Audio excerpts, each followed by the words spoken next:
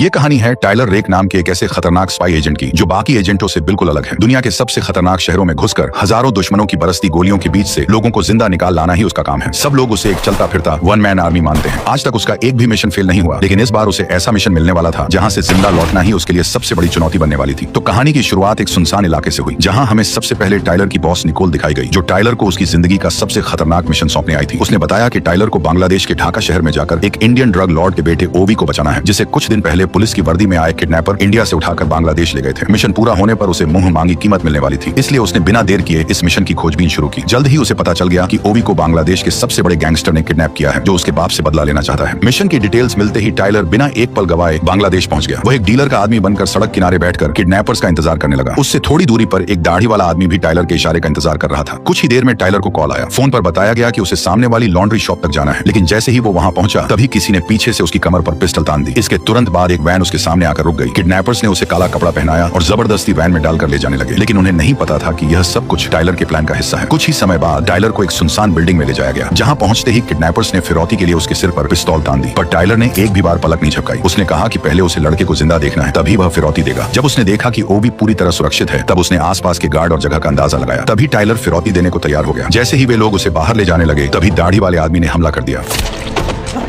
मौका पाते ही टाइलर ने दूसरे किडनैपर को भी मार गिराया। इसके बाद उसने अपने हाथों की रस्सी तोड़ दी। उस समय गार्ड्स को अभी तक एहसास नहीं था कि उनकी मौत का समय आ चुका है। अचानक दरवाजे पर जोरदार दस्तक हुई। जैसे ही किडनैपर दरवाजा खोलने के लिए आगे बढ़ा, तभी टाइलर ने बिना झिझक ट्रिगर दबा दिया।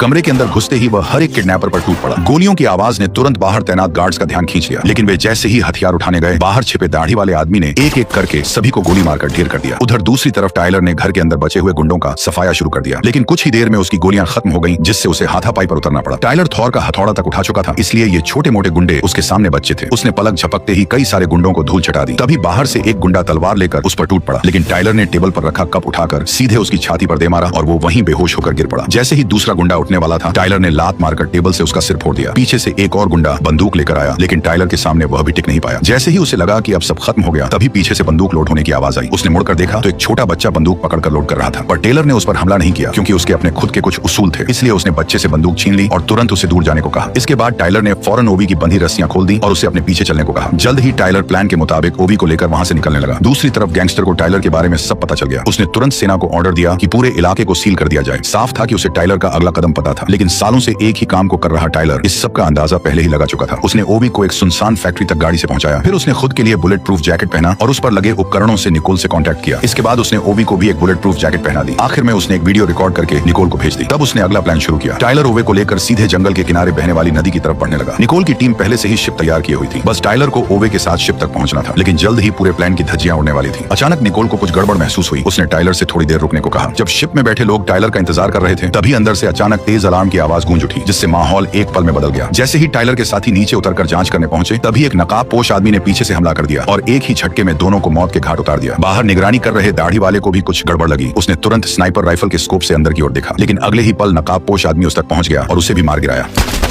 अब उसका अगला निशाना टाइलर था। ठीक उसी पल पुलिस ने शिप को ट्रैक कर लिया। निकोल ने तुरंत यह खबर टाइलर तक पहुंचा दी। खबर मिलते ही टाइलर फौरन ओवे को लेकर वहां से भागने लगा। तभी नकाबपोश आदमी की नजर उस पर पड़ गई और उसने बिना देर किए अंधाधुंध गोलियां बरसानी शुरू कर दी। लेकिन जैसे ही टाइलर एक चट्टान के पीछे रुका, तभी नकाबपोश आदमी ने अपना नकाब हटा दिया और सच सामने आया कि नकाबपोश कोई और नहीं बल्कि ओवी के पिता का आदमी सायु था, जो बिना किसी को खबर दिए ओवी को बचाने आया था। सायु जोर से चिल्लाया कि ओवी तुरंत उसके पास आ जाए। आवाज सुनते ही ओवी उसे पहचान गया, लेकिन जैसे ही वह उसकी ओर बढ़ने वाला था, टाइलर ने उसे पकड़कर रोक लिया, क्योंकि इसके पीछे दो वजह थी। पहली ये कि ओवी अब उसके लिए एक कीमती इनाम था, और दूसरी ये कि वह नहीं चाहता था कि जिसे वह मौत के मुंह से निकाल कर लाया था अब फिर से खतरे में पड़े। इसलिए टाइलर ने बिना देर किए एक ग्रेनेड फेंका, जिससे सायु की नजर कुछ पल के लिए धुंधली पड़ गई। इसी मौके का फायदा उठाकर वह ओवे को लेकर भागा और उसी फैक्ट्री के पास पहुंच गया। वहां से उन्होंने तुरंत कार उठाई और बिना देर किए तेज रफ्तार में भागने लगे। लेकिन कुछ ही दूरी पर सामने अचानक दो पुलिस गाड़ियां आकर रास्ता रोककर खड़ी हो गई। टाइलर ने तुरंत गाड़ी रिवर्स की, तेजी से पीछे हटते हुए उसे घुमाया और दूसरी दिशा में मोड़ दी। इसी दौरान सायु भी उनका पीछा करते हुए वहां पहुंच गया। टाइलर को देखते ही उसने एक पुलिस गाड़ी छीन ली और उनका पीछा शुरू कर दिया। तभी मौका देखकर ओवी कार से उतरकर सायु के पास जाने की कोशिश करने लगा, लेकिन टाइलर ने उसे रोकते हुए बताया कि उसके पिता ने उसे बचाने के लिए पैसे दिए हैं और अब उनके ही आदमी का अचानक सामने आना किसी गड़बड़ की ओर इशारा कर रहा है। उसे शक हुआ कि शायद उसके पिता ने ही उसे धोखा दे दिया है, और यहाँ तक पुलिस भी किडनैपर्स के साथ मिली हुई है। इसलिए टाइलर ने निकोल के बताए रास्ते पर गाड़ी मोड़ दी और वहां से निकलने की कोशिश करने लगा, लेकिन पीछा कर रही पुलिस गाड़ियां लगातार बढ़ती जा रही थी और वे बार बार उसकी गाड़ी को टक्कर मार रही थी। इसी बीच सायु ने पुलिस पर ही गोलियां चलानी शुरू कर दी और एक एक करके पीछा कर रही गाड़ियों को रोक दिया। लेकिन टाइलर के लिए हालात और भी खराब हो गए, क्योंकि आगे का रास्ता पहले से ही पुलिस ने ब्लॉक कर रखा था। अब वह चारों तरफ से गिर चुका था। आखिरकार उसने गाड़ी रिवर्स में डाली और पीछे खड़ी सायु की गाड़ी से भड़का दी। अचानक हुई टक्कर से सायु अपना कंट्रोल खो बैठा। दूसरी तरफ वहां पहुंचे बाकी पुलिस वालों ने उसे नजरअंदाज कर दिया और सीधे टाइलर को ढूंढने निकल गए। इस वक्त वे एक छोटे से इलाके में थे जहां चारों तरफ तंग गलियां फैली हुई थी, इसलिए कुछ ही पलों में टाइलर और ओवी नजरों से ओझल हो गए। भागते भागते अचानक टाइलर एक पुलिस वाले के सामने आ गया। पुलिस वाला कुछ समझ पाता उससे पहले ही टाइलर ने उसकी गर्दन पर वार किया और उसे वहीं खत्म कर दिया। इसके बाद उसने ओवे को अपने पीछे कर लिया, लेकिन जैसे ही वे आगे बढ़े तभी अचानक कई पुलिस वाले उसके सामने आ गए, लेकिन वे सभी टाइलर को रोक पाए इतनी उनमें दम नहीं थी। टाइलर ने एक साथ सभी को ढेर कर दिया, लेकिन एक पुलिस वाला मौका देखकर तुरंत ओवे की तरफ दौड़ पड़ा। ओवे यह देखकर भागने लगा, तभी सामने से एक और पुलिस वाला आ गया। वह तेजी से मुड़कर पास के एक घर में घुस गया और पीछे के दरवाजे से बाहर निकल गया। उसके पीछे पीछे पुलिस वाला भी भागता हुआ बाहर आया, लेकिन बाहर निकलते ही टाइलर ने उसे गोली मारकर खत्म कर दिया। इसके बाद टाइलर ओवे को लेकर वहां से निकलने लगा, लेकिन तभी चार और पुलिस वाले सामने आ गए। टाइलर ने कवर लेते हुए उन सबको भी मार गिराया। तभी उसने नीचे की ओर देखा और उसे समझ आ गया कि पुलिस ने उन्हें चोरों ओर से घेर लिया है। यह देखकर वह तुरंत ओवे को लेकर छत की तरफ भागा, लेकिन ऊपर पहुंचते ही उसने देखा कि आसमान में हेलीकॉप्टर भी नजर रख रहे हैं, इसलिए दोनों तुरंत वापस नीचे उतरने लगे। लेकिन जैसे ही वे दूसरी मंजिल पर पहुंचे तभी वहां अचानक सायु फिर से सामने आ गया, जिससे दोनों के बीच जबरदस्त भिड़ंत हो गई और लड़ते लड़ते दोनों ऊपर से नीचे गिर पड़े। उठते ही दोनों दोबारा एक दूसरे से भिड़ गए। आसपास खड़े लोग इस लड़ाई को ऐसे देख रहे थे जैसे यह उनके लिए कोई नई बात न हो। इसी बीच टाइलर धीरे धीरे सायु पर हावी होने लगा, लेकिन तभी अचानक एक कार आ गई।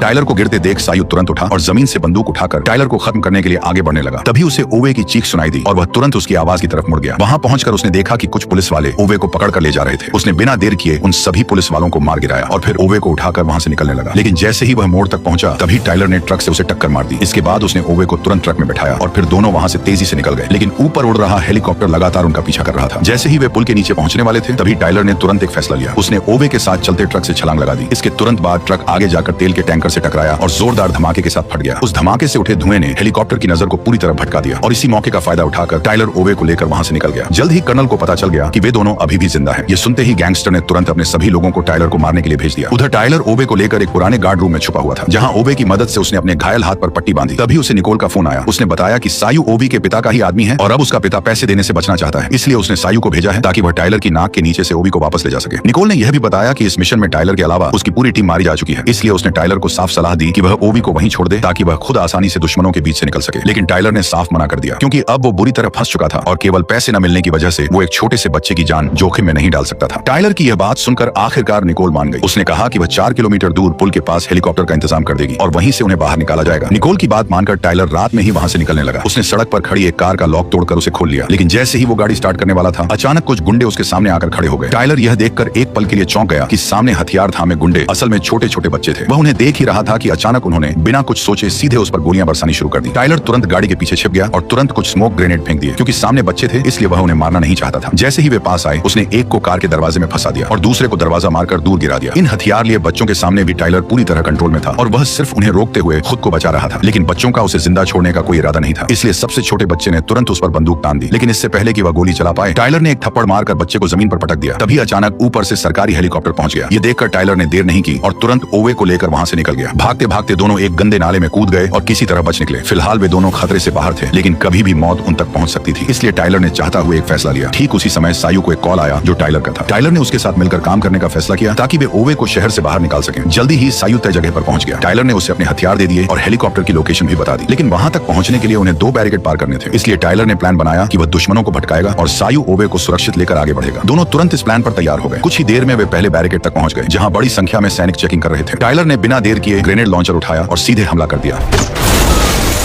हमले की वजह से सैनिकों का ध्यान टाइलर पर चला गया, जिससे दोनों तरफ से जबरदस्त लड़ाई शुरू हो गई। इसी मौके का फायदा उठाकर सायु गाड़ी लेकर तेज रफ्तार में बैरिकेड पार कर गया, लेकिन टाइलर अभी वहां से निकल भी नहीं पाया था कि तभी नीचे खड़े सैनिकों ने रॉकेट लॉन्चर तैयार कर लिया।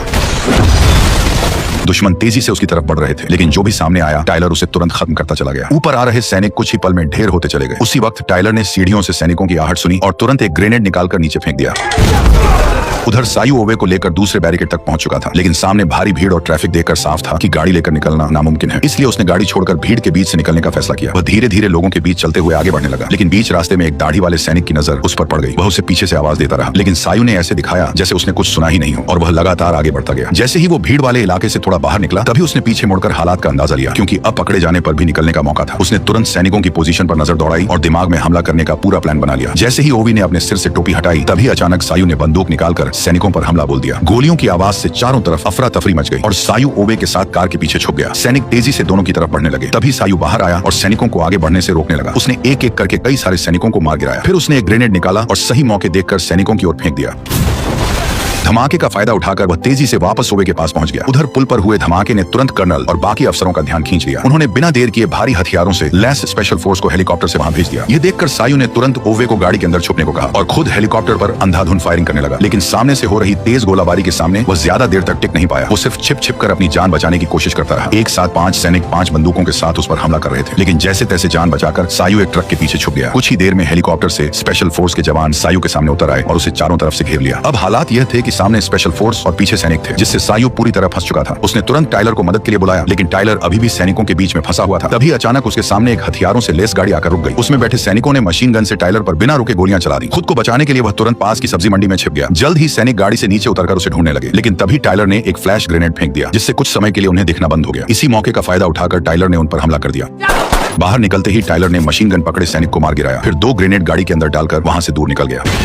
उधर सायु अब धीरे धीरे हार मानने वाला था, लेकिन तभी अचानक टाइलर की बॉस निकोल वहां आ गई और आते ही उसने गाड़ी में से आरपीजी निकालकर हवा में मंडराते हेलीकॉप्टर पर दाग दी और एक ही झटके में हेलीकॉप्टर जमीन पर धराशायी हो गया। ठीक उसी पल टाइलर दूसरे बैरिकेड तक पहुंच गया, जहां उसने एक एक करके पुल पर खड़े सैनिकों को सटीक निशाने से मार गिराया। जल्द ही टाइलर को ओवे की पोजीशन का पता चल गया, इसलिए वो पुल के किनारे से आगे बढ़ते हुए आसपास बचे हुए सैनिकों को मारने लगा। जबकि सायु पुल के बीच में फंसा हुआ था, उसके पास अब सिर्फ एक पिस्तौल बची थी। फिर भी वह जैसे तैसे कई सारे सैनिकों को ओवे के पास पहुंचने से रोकता रहा, लेकिन अगले ही पल एक स्नाइपर की गोली सीधे उसके सिर में जा लगी। अब सायु हमेशा के लिए शांत हो गया। उधर ओवे पूरी तरह अकेला रह गया था और वह धीरे धीरे छुपते हुए पुल की तरफ बढ़ रहा था। जैसे ही उसे कोई दिखाई देता, वह तुरंत किसी गाड़ी के नीचे छुप जाता। तभी टाइलर की मदद के लिए हेलीकॉप्टर वहां पहुंच गया, लेकिन वह अभी उतर भी नहीं पाया था कि दूर खड़े कर्नल ने अचानक फायर कर दिया और उसकी गोली सीधे को पायलट को जा लगी, जिससे वह वहीं मारा गया। पायलट ने उतरने की बजाय हेलीकॉप्टर को वापस मोड़ लिया। इतने में ही कर्नल ने निकोल के एक और आदमी को मार गिराया। यह देखकर निकोल तुरंत जमीन पर लेट गई और गाड़ी को कवर बनाकर स्नाइपर को ढूंढने लगी, लेकिन कर्नल ने गोली चलाने के बाद खुद को पूरी तरह छुपा लिया और उसका कुछ भी पता नहीं चला। इसी दौरान टाइलर पुल के बीच तक पहुंच गया। ठीक उसी पल स्नाइपर ने भी उस पर निशाना साध लिया। तभी अचानक टाइलर को सायु की लाश दिखी, लेकिन ओवे को ढूंढने की जल्दी में उसने यह नहीं देखा कि सायु को स्नाइपर ने सिर में मारा था। जैसे ही वह खुले हिस्से में पहुंचा, दूर बैठे कर्नल ने तुरंत ट्रिगर दबा दिया।